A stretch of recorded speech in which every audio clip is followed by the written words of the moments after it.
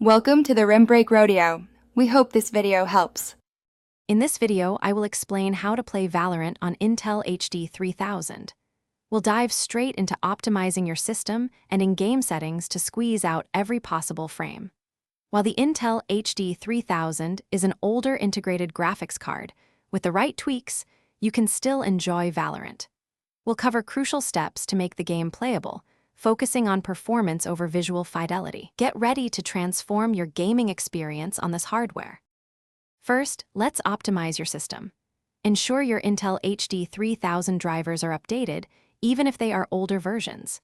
Next, close all background applications like web browsers or chat apps to free up valuable RAM and CPU cycles. Set your Windows power plan to high performance to prioritize speed. Finally, disable non-essential visual effects in Windows for a noticeable boost in overall system responsiveness. These steps are foundational for any low-end gaming. Now for the in-game settings. Navigate to Valorant's video options. Set all quality presets to low or off.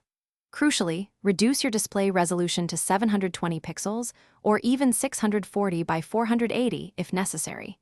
Disable V-Sync, anti-aliasing, and all other advanced graphical features. Consider capping your frame rate at 30 frames per second for a more consistent experience, rather than fluctuating higher numbers. With these optimizations, you can realistically expect frame rates between 20 and 40 frames per second, depending on the map and action. While not ideal for competitive play, it's certainly playable. You might even explore custom resolution utilities for even lower resolutions.